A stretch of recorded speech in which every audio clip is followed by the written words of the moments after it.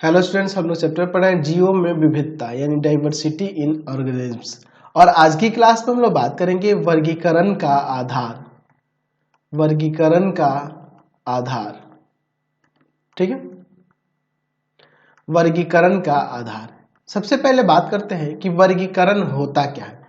पिछले वीडियो में मैंने बताया था कि जीवों के विविधता को प्रभावी ढंग से अध्ययन करने के लिए हमें उसको सुव्यवस्थित और क्रमबद्ध तरीके से उसको सजाना होगा। और उसको सजाने के लिए हमें क्या करना होगा, उनको अलग अलग समूहों में, छोटे समूहों में बांटना होगा, यानी कि उनका वर्गीकरण करना होगा। कहने का मतलब है कि जीवों की विविधता को सही तरीके से अध्ययन करने के लिए, सहज तरीके से अध्ययन करने के लिए उनके किसके जीवों के समानताओं और विषमताओं के आधार पर, यानी कि उनमें क्या समानता मिलती है, क्या असमानताएं हैं, उनके आधार पर उन्हें विभिन्न प्रकार के समूहों में बांटते हैं और वही क्या कहलाता है, वर्गीकरण कहलाता है। तो आप चाहो तो यहाँ वर्गीकरण की परिभाषा दे सकते हैं कि जीवों की विविधता, जीवों की विविधता के अध्ययन, जीवों की विविधता के अध्ययन को सहज करने हेतु, सहज करने हेतु हम उनकी समानताओं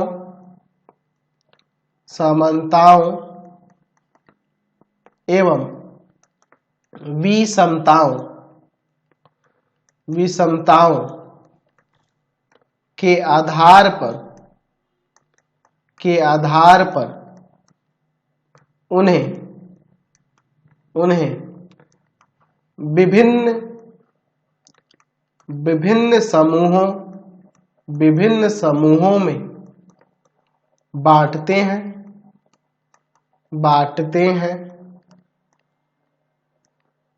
जिसे वर्गीकरण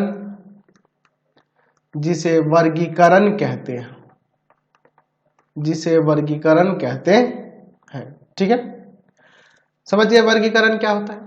अब जीव विज्ञान की वह शाखा जिसमें हम लोग इन सब चीजों के, यानी कि सभी प्रकार के जीवों के बारे में, उनको भिन्न भिन्न समूहों में विभाजित करके, है ना, उनके सिद्धांतों के बारे में, उनके प्रकारों के बारे में, इन सब चीजों के बारे में जो अध्ययन करते हैं, उनके नामकरण के बारे में, जैविक नामकरण के बारे में, सभी जीवों का जैविक नामकरण होता है, तो उनके जैविक नामकरण के बारे में, इन सब चीजों के बारे में जो अध्ययन करते हैं ना, उसको वर्गीकरण विज्ञान कहते हैं या वर्गीकी कहते हैं। इसको भी आप डिफाइन कर सकते हो, यहाँ पे लिख सकते हैं।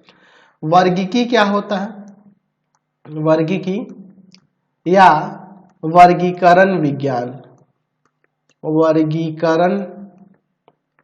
विज्ञान क्या होता है, यानी कि टैक्सोनॉमी क्या होता है, ठीक है। चलिए अब इसके बारे में हम लोग समझते हैं। पहले लिख सकते हैं कि जीव विज्ञान की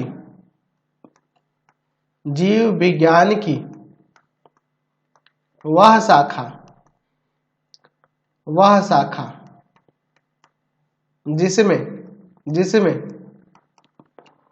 जिसमें जीवों का सुव्यवस्थित और क्रमानुसार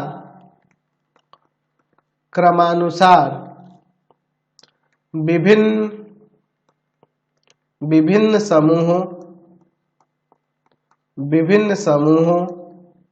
में विभाजन, उनका जैविक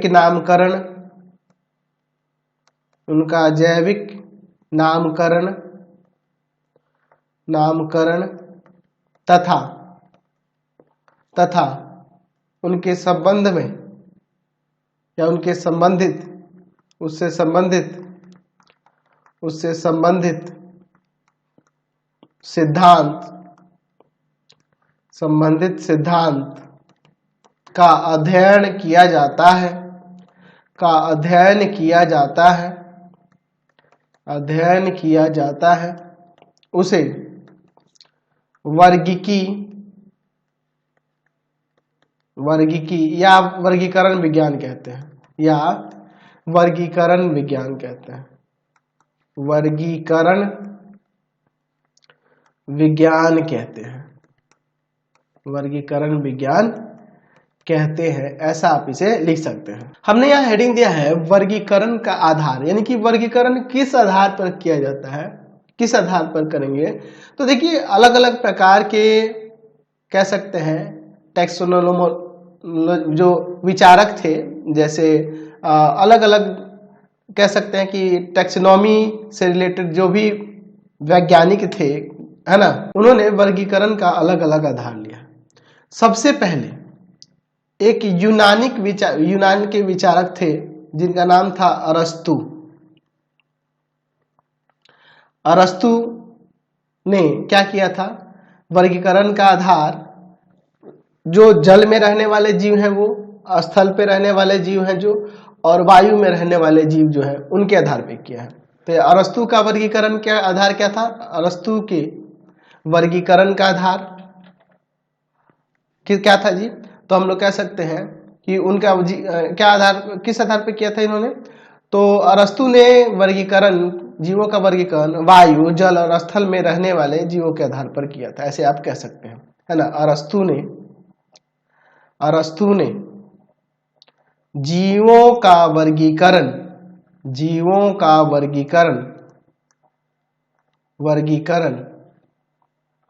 उनके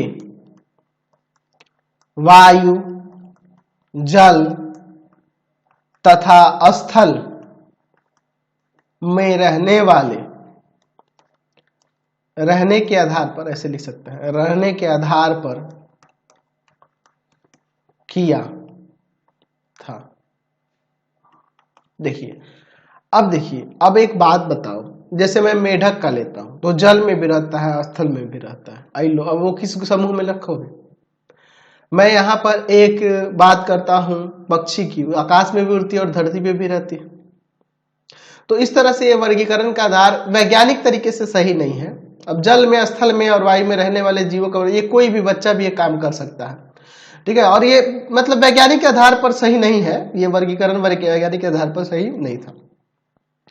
तो उसके बाद एक कह सकते हैं एक वैज्ञानिक, है ना जी, जिनको हम लोग कहते हैं वर्गीकरण का जनक। एक्चुअल में इन्होंने वर्गीकरण का जो असली आधार दिया था, है ना, कहने का मतलब कि इन्होंने ही सबसे पहले वर्गीकरण पद्धति प्रस्तुत की थी, तो इसीलिए इनको वर्गीकी का जनक कहते हैं। कौन थे, कैरोलस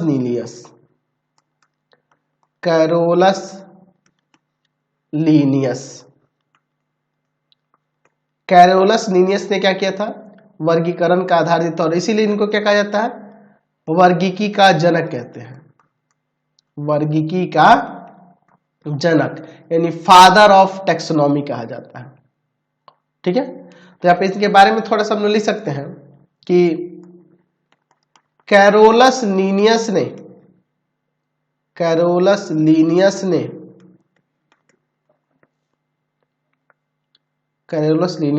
18वीं शताब्दी में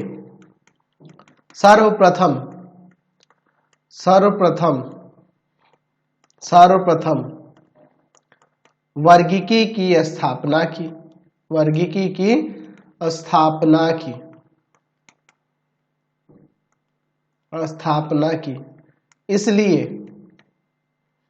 इसलिए इन्हें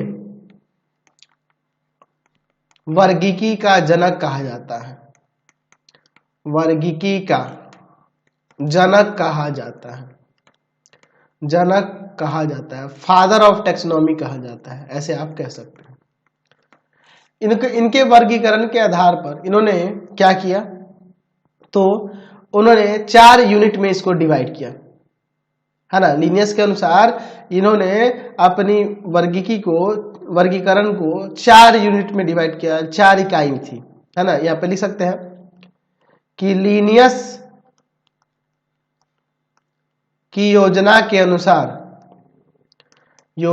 अनुसार लीनियस की योजना के अनुसार वर्गीकरण की केवल 4 इकाइयां, बाद में और भी बढ़ गई लेकिन ये गलत नहीं बताए थे, है ना जी, 4 इकाइयां थी। कौन कौन सी? पहला था संघ, दूसरा वर्ग, यानी पहला संघ यानी कि संघ हो गया, दूसरा वर्ग हो गया, और फिर उसके बाद वंश, और फिर चौथा हो गया जाति। ठीक है, किंतु अब अगर बात करें समय बीतते बीतते तो और भी कई इकाइयां इसमें जुड़ गई हैं। तो अब देखो, अब जैसे अब अगर हम लोग बात करें तो अब अगर हम लोग बात करें तो इसको लिख सकते हैं संघ, वर्ग, इसमें एक गण जुड़ गया है और एक वंश जुड़ गया है। ठीक है, वंश तो है ही, एक गण जुड़ गया है और एक कुल जुड़ गया है। कुल, गण और कुल जुड़ गया है, गण, कुल, वंश तथा जाति। ठीक है ना जी। अब देखिए इन इकाइयों की कुछ छोटी इकाइयां भी हैं, जैसे संघ का हो जाएगा उपसंघ, है ना, उपसंघ, यानी कि इसी संघ में ही ये उपसंघ आ गए, यानी कि इसमें उपसंघ यानी कि इसी के क्या कहलाएंगे, संघ के ही भाग हो गए ये। ठीक है ना जी। जैसे वर्ग का ले लेते हैं, उपवर्ग हो जाएगा, है ना, इनकी छोटी इकाइयां कहलाएंगी, है ना जी। जैसे वंश है तो वंश का हो जाएगा आपका उपवंश, है ना। जाति का है तो जैसे हो जाएगा उपजाति। तो इस तरीके से इनकी कुछ छोटी इकाइयां भी हैं। समय बीतने के साथ साथ इनमें और वर्गीकरण के आधार को और विस्तार रूप से करने के लिए इनमें और भी ये छोटी इकाइयां जोड़ी गई, है ना जी। तो अगर मान लीजिए हमें जीवों का वर्गीकरण करना है ना, तो जीवों का वर्गीकरण करने से पहले हमें ये जानना होगा कि उन सभी जीवों में क्या समानताएं हैं, क्या विभिन्नताएं हैं, है ना। क्या क्या जानना होगा जी? सबसे पहली बात कि वो कैसे जीव हैं। पहले वो कैसे जीव है, यानी कि प्रोकैरियोटिक है, यूकैरियोटिक उनकी कोशिकाएं है, पहले ये देखना होगा, है ना। उनकी कोशिकाएं कैसी है, प्रोकैरियोटिक है कि एक यूकैरियोटिक है। प्रोकैरियोटिक और यूकैरियोटिक कोशिका के बारे में हम लोग जान चुके हैं, उनकी कोशिकाएं कैसी हैं, प्रोकैरियोटिक है कि यूकैरियोटिक है। अब कोशिकाओं का पता लगा लेंगे, फिर उसके बाद ये हम देखेंगे कि वो एक कोशिकीय है कि बहुकोशिकीय जीव है ना, एक कोशिकीय जीव है कि बहुकोशिकीय जीव है। फिर उसके बाद देखेंगे कि उनके भोजन करने का क्या तरीका है, कि वो मतलब वो स्वपोषी है कि परपोषी है ना। उनका शारीरिक संगठन किसका स्तर क्या है ना, उनका शारीरिक संगठन कैसा है, शारीरिक रचना क्या है, वो किस स्थान में पाए जाते हैं, किस स्थान में रहते हैं, यानी कि कहने का मतलब उनका निवास स्थल क्या है। ठीक है, उनके पूर्वज कौन है, इसका भी आपको पता रहना चाहिए, है ना जी। समझ रहे ना बात। यानी कि हमें ऐसे कई सारे बातों का ध्यान रखना होगा, यानी कि उन सभी प्रकार के जीवों में हमें पता होना चाहिए कि वो किस तरह के जीव हैं। जैसे मैं आपको यहीं पे दे दूं, मैं यही कुछ जीव दे दूं जिनके बारे में आप जानते हैं, मच्छर हो गया, ये आपका चिंपैंजी हो गया, मनुष्य हो गया, ये शेर हो गया, हाथी हो गई, इन सबको तो आप ये काम तो जरूर करोगे कि ये भाई ये मच्छर है तो मच्छर, मक्खी, ये सब जो है उनको हम लोग एक समूह में डाल देंगे, है ना। छोटे कीड़े वगैरह जो है उनको एक समूह में डाल देंगे। चिंपैंजी हो गया, मनुष्य हो गया, तो इनको एक समूह में डाल देंगे, है ना जी। तो इस तरह से हम क्यों डाल रहे हैं ऐसे समूह में, क्योंकि हमें पता है कि ये किस प्रकार के जीव हैं, इनके रहने का तरीका, खाने का तरीका, खान पान का तरीका, ये सारी चीजें हमें जानकारी पहले से होंगी, तभी आप ये वर्गीकरण कर सकते हैं। तो सबसे पहले वर्गीकरण के लिए भी उन जीवों के बारे में जानना जरूरी है, तभी पता चलेगा कि वो किस कुल के हैं, किस जाति के हैं, किस उपजाति के हैं। ऐसे आपको पता करने के लिए सबसे पहले उन जीवों के बारे में भी अध्ययन करना जरूरी होगा। ठीक है, तो फिलहाल आज की क्लास में इतना ही रहने देते हैं, नेक्स्ट वीडियो में आगे बात करेंगे। आपको हमारे 3 चैनलों को सब्सक्राइब करना होगा। पहला है pathfinder classes Chhapra, pathfinder classes Chhapra. दूसरा है आपके पास भारती भवन,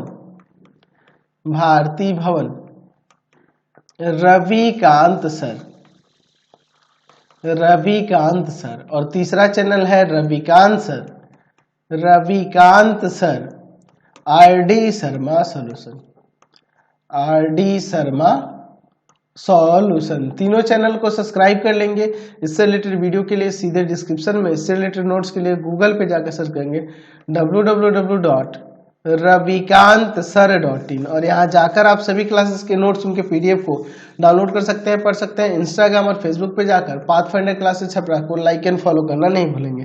thanks for watching the video. Comment करके जरूर बताएं कि हमारे चैनल्स के वीडियोज आप सभी को कैसे लगते हैं। Thanks for watching.